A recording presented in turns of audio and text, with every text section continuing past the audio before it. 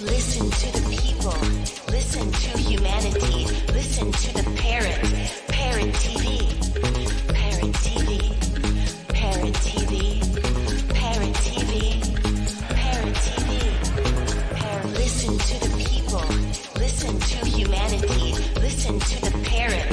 Parrot TV. Parrot TV. Parrot TV. Parrot TV. Parrot TV. Listen to the people. Listen to humanity. Listen to the parrot. Parrot TV. Parrot TV. Parrot TV. Parrot TV. Parrot TV. Parrot TV. Parrot TV. Parrot TV. World Inkers Monthly magazine is a fine source for your literary interests. It's an all-source magazine with poetry, prose, and essays and articles, as well as interviews. It's all full-color art and photography from a variety of voices and artists. You will find this magazine entertaining. This is an all-purpose readership, and we are looking for new voices. This sleek, full-color edition of World Inkers Monthly magazine will be something pleasant for your eyes as well as for your mind. And we're looking for authors for one book promotion in the magazine. If you're a business, we want to promote your business. You may submit your book reviews, your academic or non-academic articles on the humanities and the arts, as well as your literary writing and creative output to publication.worldinkers@gmail.com. Are you curious about financial literacy? Then take a look at Professor Anthony Rivecchio's new program on Parrot TV. It's called Financial Focus University. This is an excellent program to learn about questions related to your own finances post-COVID, if how you can manage your money, how you can work with your tax situation. And this is an excellent and informative discussion of financial literacy. With Professor Anthony Rivecchio, your financial problems will be solved at Parrot TV with Financial Focus University. Hey, everybody out there. Welcome to World Inkers Network. I'm Dustin Pickering, your noble and honest host. Today we have Rick C. Christiansen. You may know him from being on the show many times before, and today is his second full-length interview. So you guys are going to be in for a treat. I'm sure you know a little bit about Rick if you're watching right now. So tell us a little bit about what's going on new, Rick. What's some of your new projects and some of your exciting faux pas in the world of literature? Well, first of all, thank you for having me today, Dustin.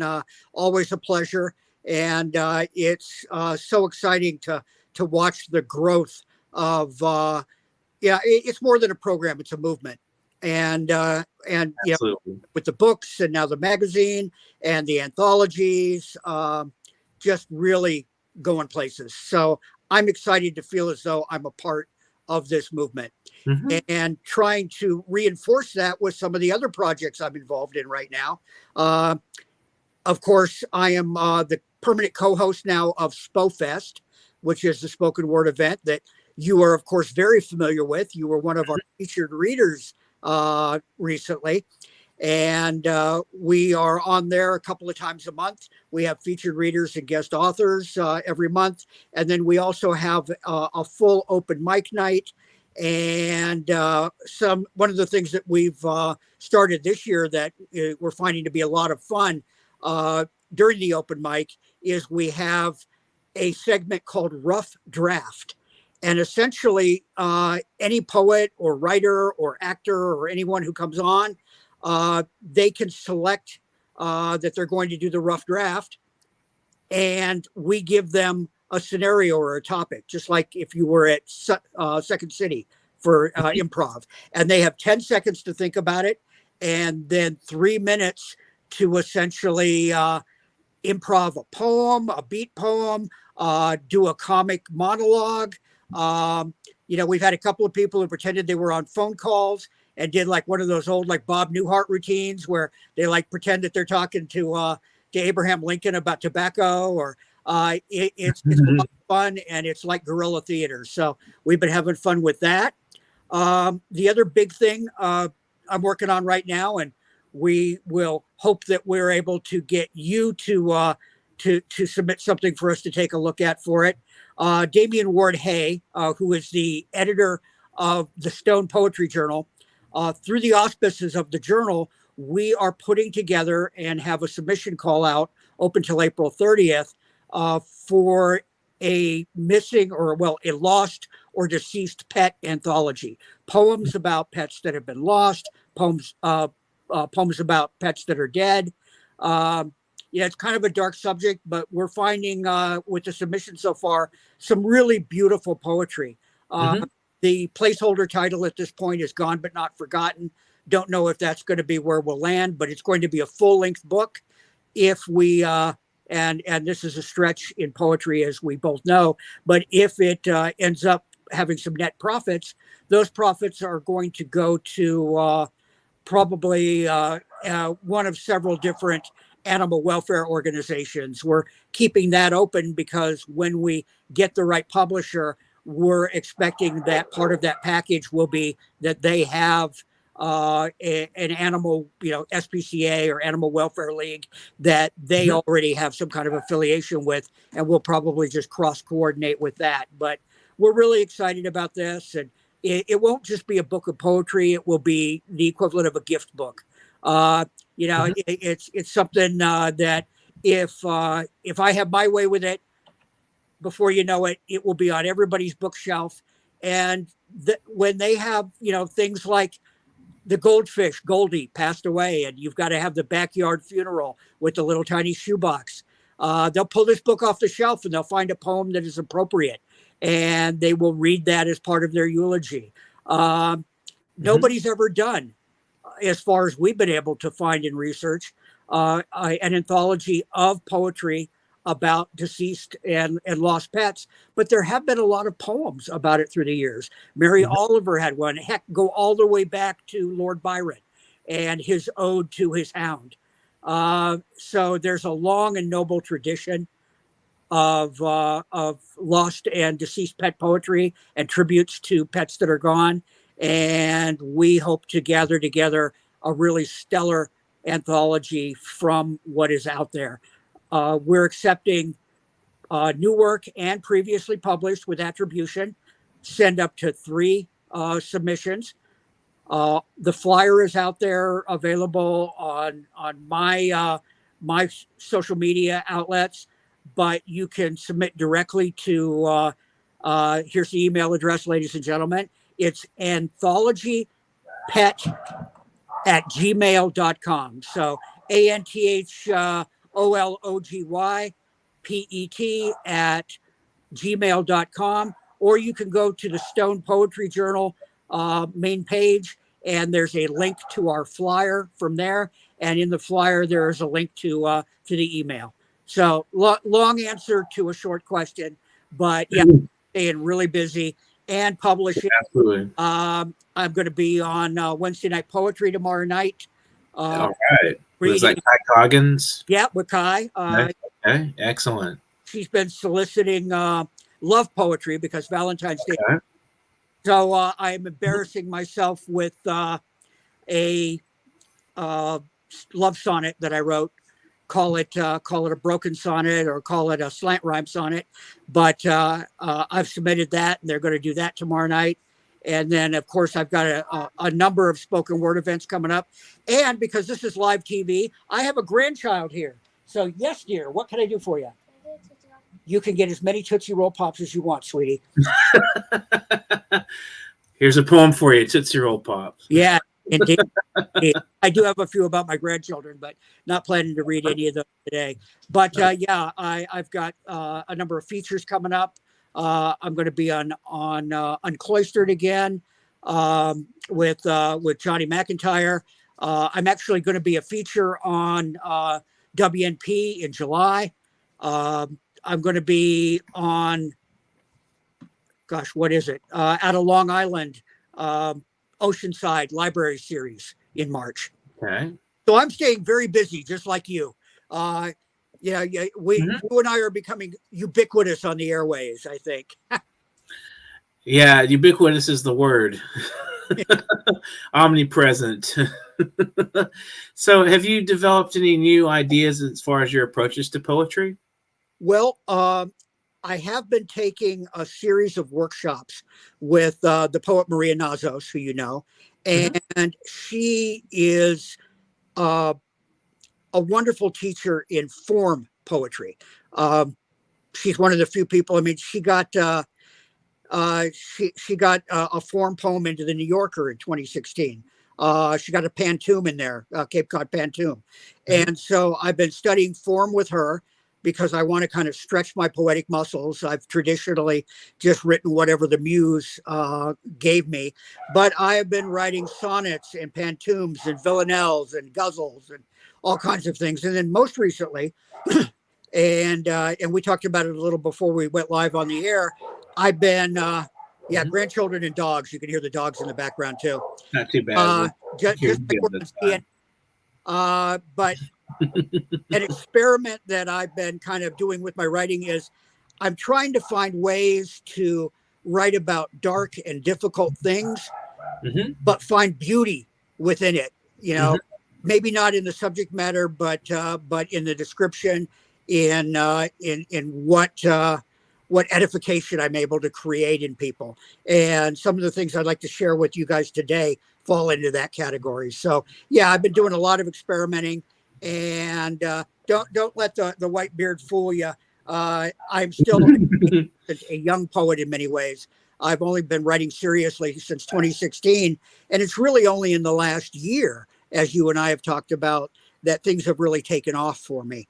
And so I'm just going to strike while the iron is hot and do as much good writing as I can and get as much out there as I can in every form and format that I'm able to do so. So being here today is just a great treat for the opportunity to share what I've been doing and share some of my work in a place where I know it's going to be treated fairly, and a lot of people I know watch the show, and so I'll be able to go like, "Hey, guess what?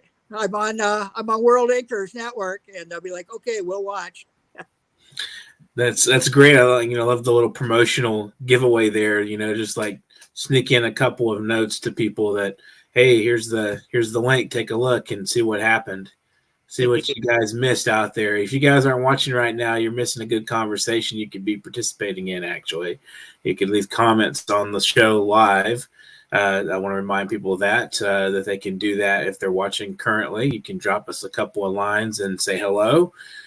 So when you say difficult subjects, dark, difficult subjects, can you give us some examples of some of those subjects?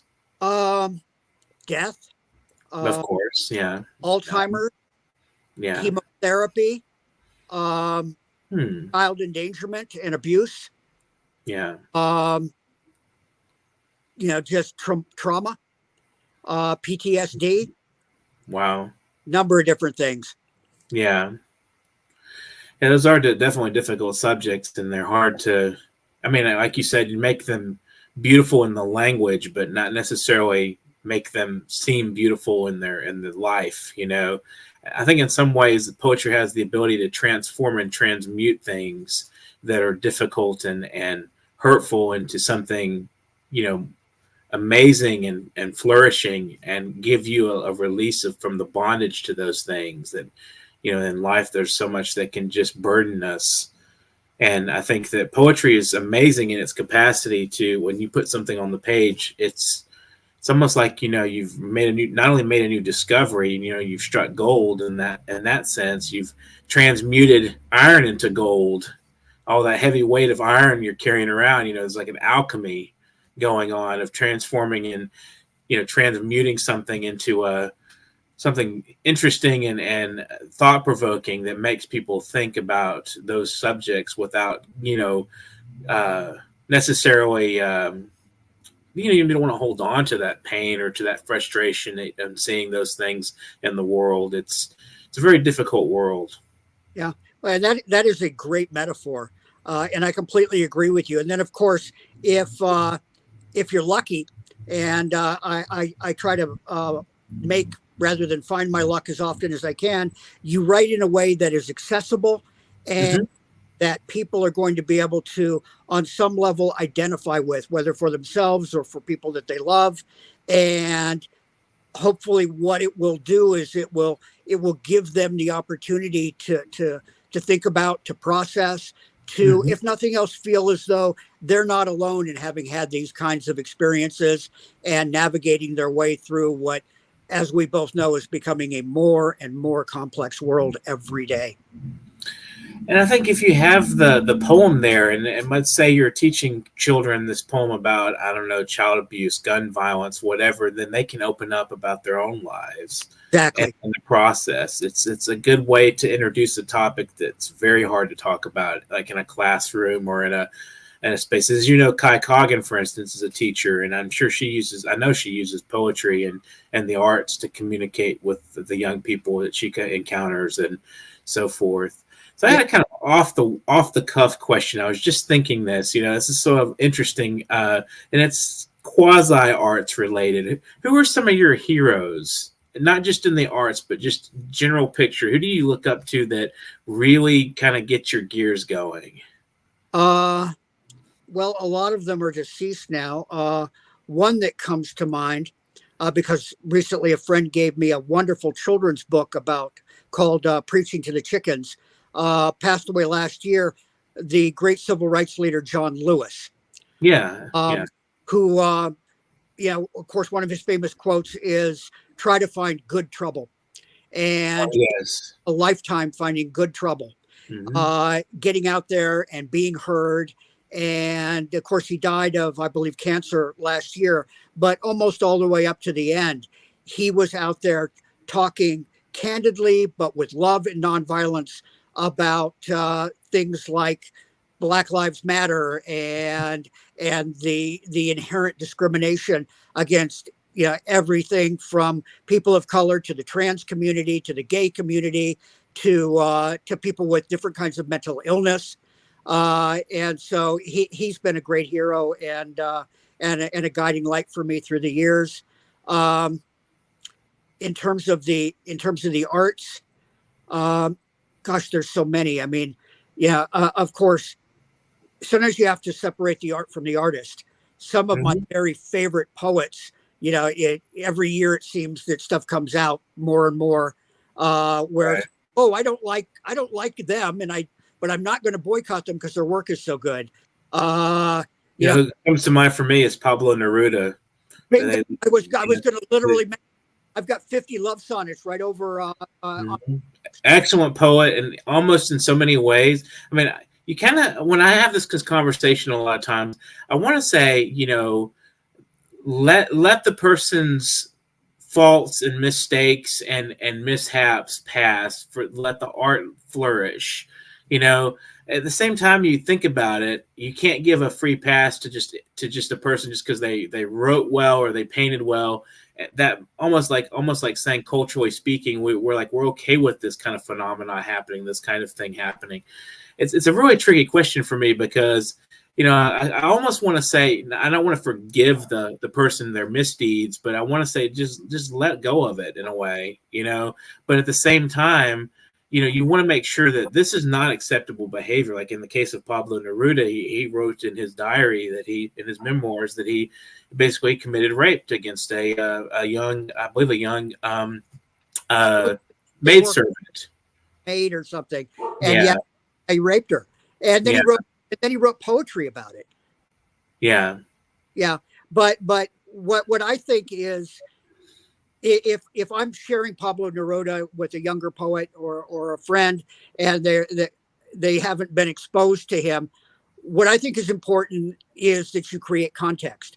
So say, here's some beautiful work, and here's what you need to know about who produced this work, and actually can enhance your appreciation or understanding of the work if you know things like that. I mean, like one of the great love poets of all time was also a rapist. Well, that's difficult, but it's also on a certain level fascinating to kind of understand the art in that context. Ezra Pound, one of the great images. Of course, absolutely. been known about him since World War II, but I mean, basically a fascist. Yeah, absolutely. E. Cummings, brilliant poet, anti-Semite. Yeah. And T.S. Eliot. on and on. All those guys, all of them. Yeah. Robert Frost, not one of my favorite poets, but very famous. Not one either. But also Yates Lawrence has some sort of fascistic views to an extent. Yeah. And they wrote beautifully. And I think that can tell you, like what I'm saying about the ugliness of life and the ugliness of the heart can come out and be beautified. These examples, this is a good model of a person who's basically has rotten ideas or rotten behaviors, and they still are able to create something massively influential and beautiful that people can appreciate, even though they're, there's a terror to them in a way. Yeah. Well, my 17-year-old grandson lives with me, and I help him with schoolwork. And this past semester, one of his projects in junior English was The Great Gatsby, and so we went through that whole book together. And I'm a big Fitzgerald fan, but part of my responsibility to him going through the book was to point out to him the rampant anti-Semitism that is embedded in so many of the pages and characterizations in that book. Doesn't stop it from being a classic, but you need to see it in context. He was definitely a man of his times, and he had a lot of stereotypes. And one of his characters in the book is a Jewish gangster, and he represents him in a really anti-Semitic way. And but again, history is central to the arts. It's central to everything.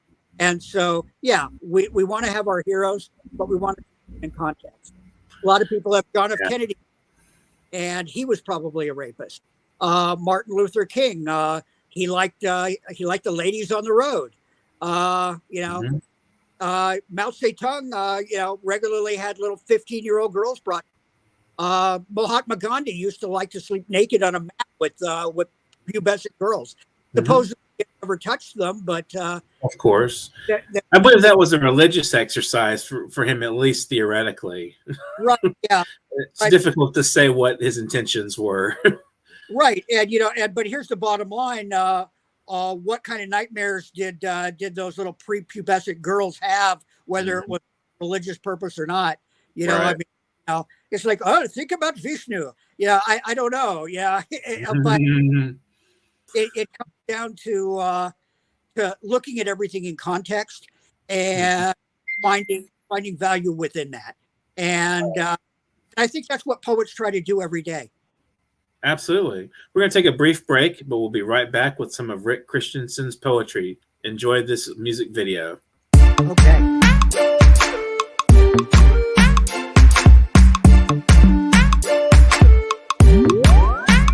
Katoto ni physical, nikikaona nafasi kamizuka.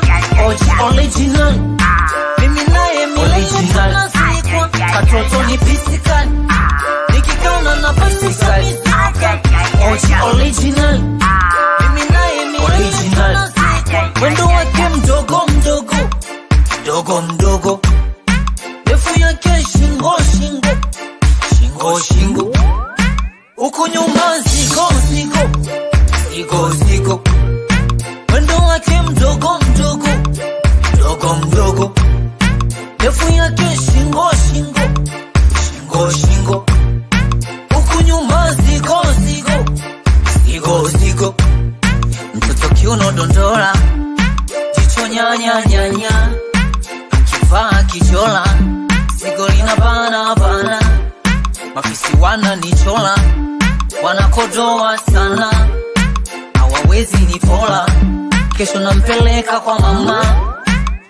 Do you know that there is a publishing company that wants to make life easier for you as a writer. This publishing company is called World Inkers Printing and Publishing. We publish in all different languages, and we're looking for writers of all genres, all formats. We're looking for scholars, ghostwriters, playwrights, poets, short fiction, novelists, you name it. We're looking for anybody who is interested in writing and the craft of writing to be in touch with us. You can reach us at info.worldinkers@gmail.com. With World Inkers Printing and Publishing, you do not require a lot of money to publish with us. Contact us today at info.worldinkers@gmail.com. Become a winner with other authors at World Inkers Printing and Publishing. Give us a shot. We will surely finish you.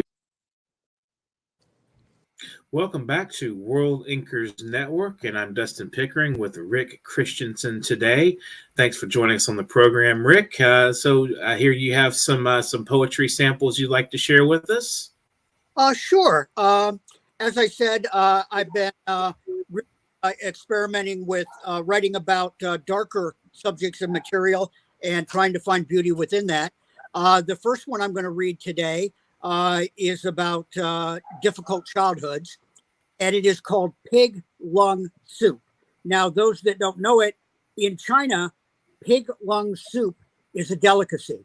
And it's sort of ironic because, pig lungs are like one of the grossest things on the planet. But what I imagine what they have done is they have this process where, it takes an entire day, but they make this pig lung soup, and it is a prized delicacy in the country. I don't know that I want to try it, but I have read recipes for it.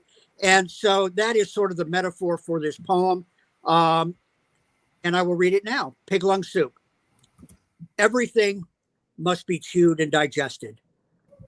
You remember many times in the backseat of a car, holding your whole world in a paper bag in your lap, no idea where you are going, just knowing you have to get away.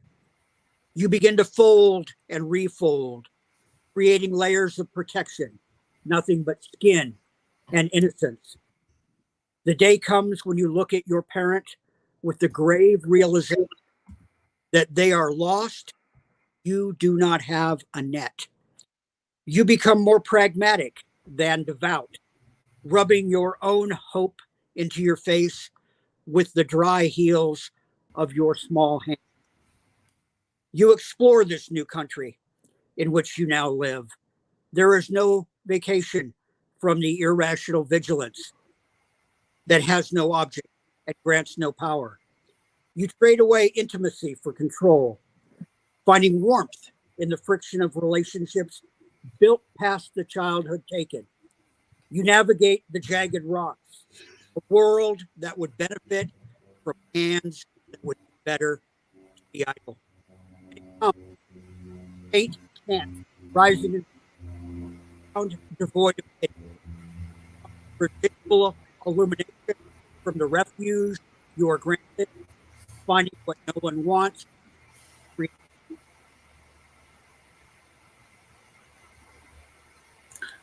There's some sound blips going on there. Can you hear me? Yeah, I can hear you. Okay, yeah, there was some sound blips happening there. I wasn't sure if there was. I wasn't sure what was going on. It's like a little, yeah. But anyway, I listened to the poem as much as I could hear, and I thought, yeah, excellent work. So I'm gonna flash the email for the pet anthology for you here. Let me make sure I get this right so people can see it. anthologypet@gmail.com. Fantastic. And I'm gonna leave that there for everybody to see for a while.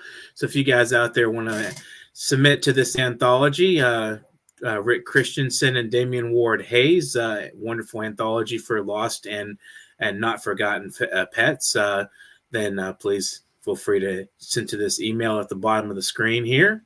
Go ahead and read us another poem. Sure. This one, trigger warning. This is about animals. This may end up in our anthology if I end up having one in there. It is about the death of an animal.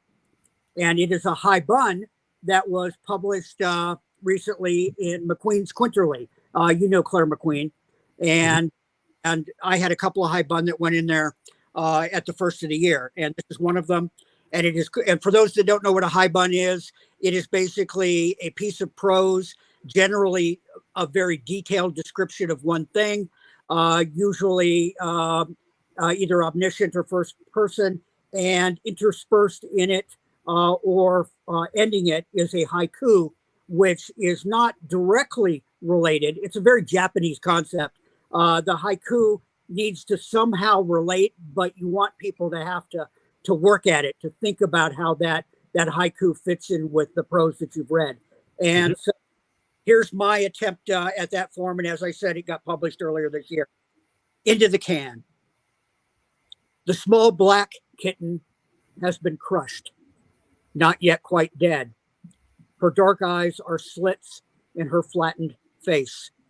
Her white teeth are showing through her opened mouth. The tip of her pink tongue rests on the teeth, slightly protruding. She is trembling with small convulsion.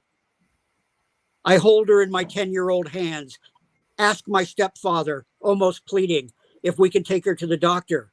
No point, he says. She's trash now. Put her in the can outside. I walk the steps from our basement apartment, cradling the kitten in my upturned palms. I can still feel her trembling. I reach the heavy gray metal trash can. With the kitten in the crook of one arm, I pry off the frozen lid. I place the kitten onto the mound of cardboard and garbage in the can. It is twilight. Her black form lays on its side on the cardboard like a charcoal cameo. I slowly replace the lid. Some need to grow thorns to touch the pearl drop waters. Part of me falls through. Thank you. Wow. That's a very descriptive and again dark description of a pet's passing and you know the what you could call the repercussions or the difficulties of dealing with that for a child, especially in that poem. Wow. Yeah, you bring that to life. Maybe some step parents or parents will read that and say, hey, you know, maybe we should be a little more gentle with our children when their pets pass. You know, so these pets are like really, you know, important to people, and hopefully, you know, people will, you know, be willing to send some really remarkable poems that have a lot of high caliber emotion, as well as some lessons to be learned about what the meaning of animals are to us, and for your anthology. So I'm looking forward to seeing that happen. You know, you guys are doing that's some really interesting work, and I think it's valid not just as, you know, the you know, for nominally what it says and represents, but there's a bigger picture of how we have compassion for animals, and I think that's important on a bigger scale as a human race as we relate to our environment.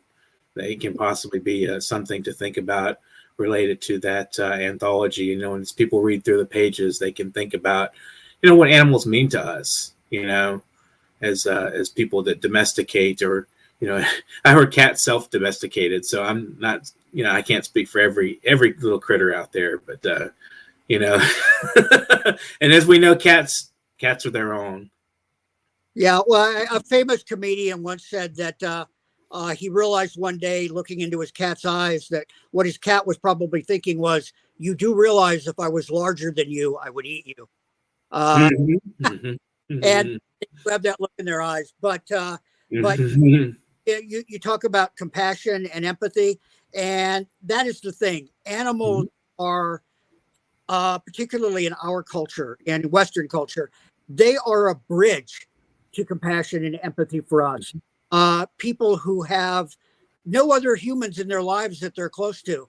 Many of them have a pet that is, you know, a boon companion, and someone they're able to lavish love and affection and feelings on. And I know many people who have become better people and better friends and better lovers, better parents, better children because of the lessons that they've learned by having a good and loving, compassionate, and deep relationship with a domesticated animal, from a dog to my 6-year-old granddaughter has a hamster, and they are best friends. That hamster rides around. She wears shirts that have little breast pockets now, because the hamster likes to get in her breast pocket and stick its little head out like this and walk around the house. The hamster was down here when she came to get the Tootsie Pops. So yeah, it's all good. That's funny. Yeah, animals are really special parts of our lives, and then then there's the big movement against eating meat right now that has a lot to do with global warming. I was thinking of that kind of stuff too, about how compassion for animals is really the center of our humanity in so many ways, because they're smaller, helpless creatures, especially if they're domesticated, and if we're not able to take care of or to show compassion for something that needs that compassion, then what about just, ourselves or our fellow man? If we're going to be cruel to an animal, I mean, as we know, like I talk about psychopaths and sociopaths a lot, and then they start off torturing animals. So, that's one of the things that I learned reading about that phenomena, that psychological malady. But I find that, if you're not able to be compassionate towards small beings, or beings that are technically helpless and in need of, we have to feed our animals and stuff. If you can't be kind and compassionate to them, then you've got some dirt in your soul, basically. You need to weedle out. Yep. And, all of life is practice. And so we need to, take the opportunity every day to practice compassion, to practice love, and we can with it. Absolutely. Would you like to share another poem with us? Sure. Again, kind of a dark topic, but a little different one. This one and then another one that's a lot shorter that I hope to read today are both about some of the challenges of becoming elderly and some of the maladies that be associated with it. This one is called Snow in April. Big, lazy, unexpected flakes are falling. The newly bloomed tulips tremble when their cups catch crystal. He stares out through the glass, trying to discern this untimely blow. He knows she has vascular dementia, but still has a very full life. Talks to people all day long, but the hallucinations are intractable. He cannot. It's not smoke. Still, one-sided dialogue is underrated. She surprises herself with her. He needs this play of conversation. Find her shifting boundaries before they end others in ways that it is like that with this. She asks herself, knows that they are planning to install the 5G. He hopes that will improve her reception. He hates to have to ask for things to be repeated. If he knows about the snow, it might move her down. It is starting to accumulate on the grass. The blooms are bending from the weight. With clarity, remembers an NPR story about global warming. Still remembers about the calories, the amount of energy required to raise the temperature of 1 kilogram of water 1 degree Celsius.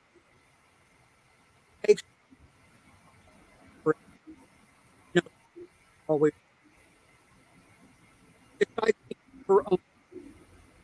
The snow will certainly, the tulips will be when the weight of what.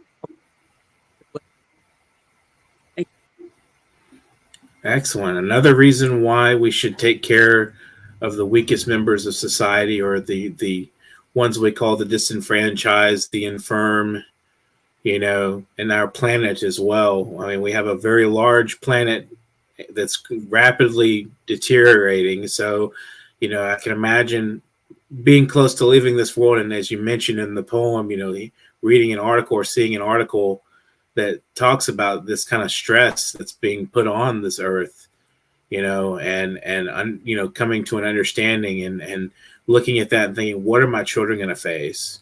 Yep. Yeah. So that brings to light a lot of questions in that poem. I think we have time maybe for you to read one more if you'd like to. Okay. And this one is pretty short. Again, a difficult subject. And I'll just let the poem speak for itself as to that subject.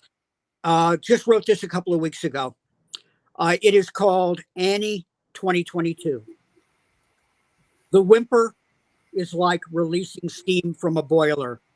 Incremental pressure dropping, joints relax as they flex. Pain too big to feel all at once.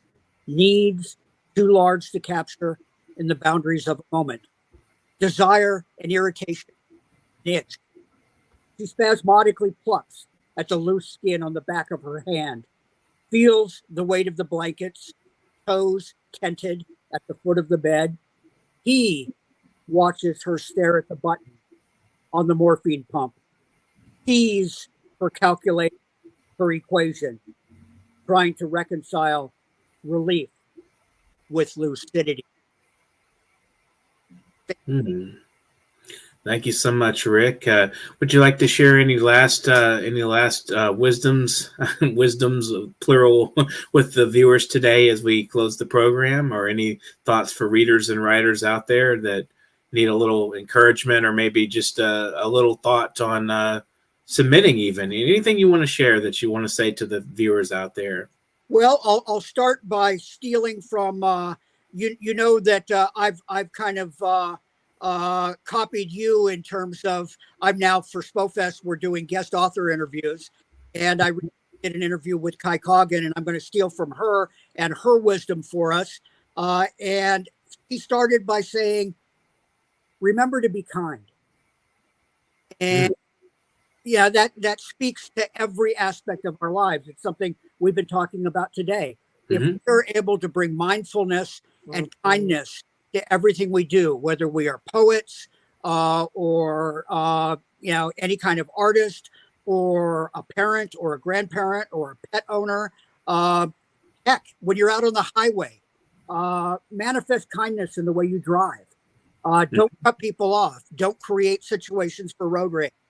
As far as more professional advice, if you are a poet or a writer, do exactly that. Write and write and write and write and write, because that is how you are going to have better work and how you are going to grow as an artist. And then submit, and don't take rejection personally. Absolutely. Now, Dustin, we were talking before we went on the air about that. So many people feel as though they are being rejected when they send a poem or a piece of fiction or flash fiction out, and it comes back, hey, this wasn't right for us right now. It's not personal. Now that you and I both function in an editor capacity, and I can tell you there are poets that I really, really like, and whose work I really, really enjoy, and I've had to turn them down because what they have presented to me on this day at this time isn't right for what I am trying to fill. It's not personal. It is not a reflection on you, the poet, as an artist, necessarily. It is the fact that, what you got to do is write, submit, and your stuff will find its forever home when it finds it. And that's the circle of life for being a writer in our culture. Would you like to say any thank yous or give any shout outs at the end of the program here?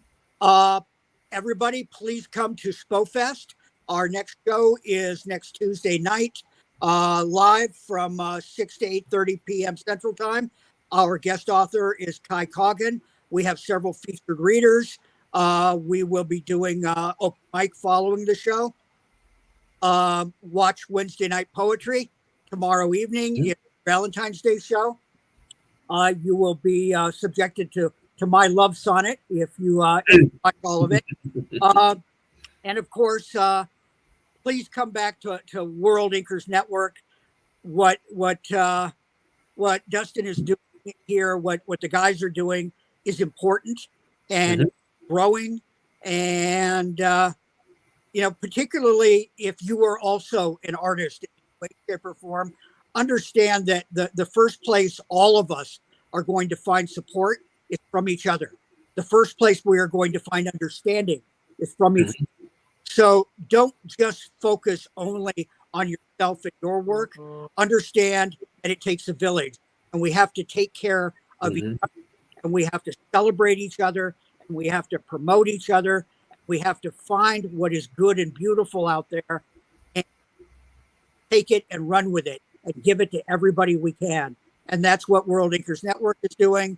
And that's what SpoFest tries to do. And that's what Wednesday Night Poetry, the longest consecutive open mic event in the country. They've been doing it, close to 1,600 consecutive weeks now. Yeah. 1989.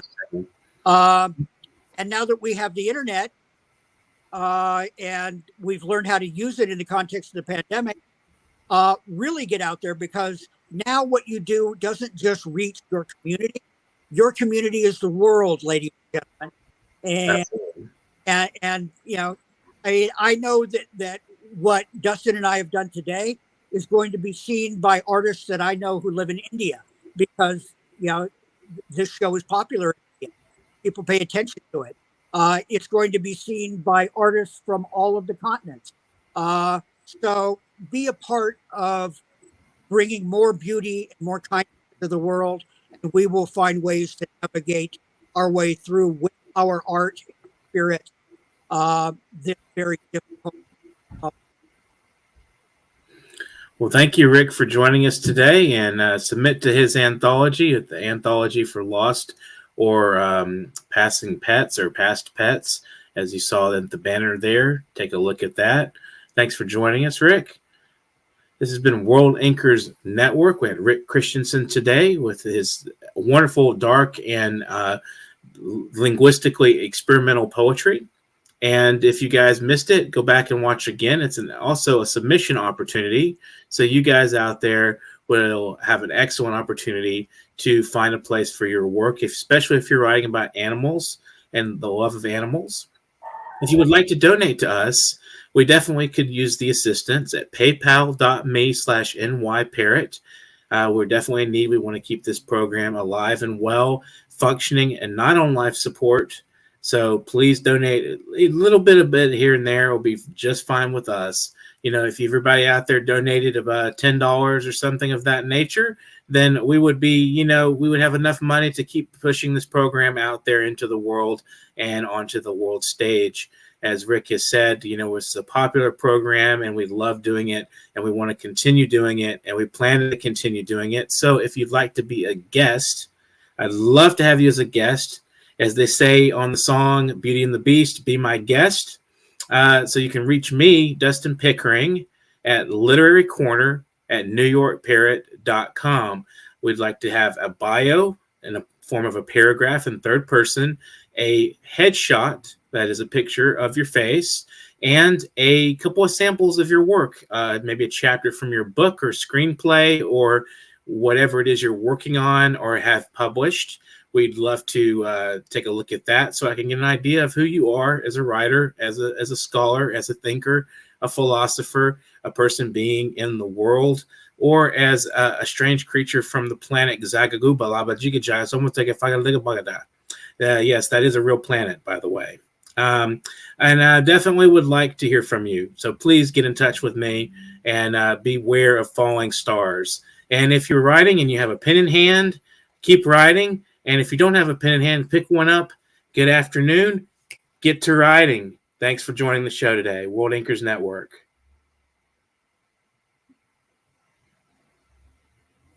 Do you know that there is a publishing company that wants to make life easier for you as a writer. This publishing company is called World Inkers Printing and Publishing. We publish in all different languages, and we're looking for writers of all genres, all formats. We're looking for scholars, ghostwriters, playwrights, poets, short fiction, novelists, you name it. We're looking for anybody who is interested in writing and the craft of writing to be in touch with us. You can reach us at info.worldinkers@gmail.com. With World Inkers Printing and Publishing, you do not require a lot of money to publish with us. Contact us today at info.worldinkers@gmail.com. Become a winner with other authors at World Inkers Printing and Publishing. Give us a shot. We will surely finish you. World Inkers Monthly Magazine is a fine source for your literary interests. It's an all-source magazine with poetry, prose, and essays and articles, as well as interviews. It's all full-color art and photography from a variety of voices and artists. You will find this magazine entertaining. This is an all-purpose readership, and we are looking for new voices. This sleek, full-color edition of World Inkers Monthly Magazine will be something pleasant for your eyes as well as for your mind. And we're looking for authors for one book promotion in the magazine. If you're a business, we want to promote your business. You may submit your book reviews, your academic or non-academic articles on the humanities and the arts, as well as your literary writing and creative output to publication.worldinkers@gmail.com. World Inkers Monthly Magazine does not spare any ink. Keep inking for World Inkers Monthly Magazine. Are you curious about financial literacy? Then take a look at Professor Anthony Rivecchio's new program on Parrot TV. It's called Financial Focus University. This is an excellent program to learn about questions related to your own finances post-COVID, if how you can manage your money, how you can work with your tax situation. And this is an excellent and informative discussion of financial literacy. With Professor Anthony Rivecchio, your financial problems will be solved at Parrot TV with Financial Focus University. Listen